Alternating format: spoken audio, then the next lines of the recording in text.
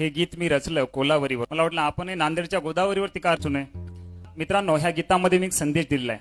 शब्दावरती जरा भर द्या ऐकण्याच्या, विशेषतः मुलांनी ती ऐकणं आवश्यक आहे. वाय दिस गोदावरी नदी घर तीच दूर दूर, आडवी नदी आला पूर, वाटे मला हुर हुर, भेटीसाठी मी आतुर.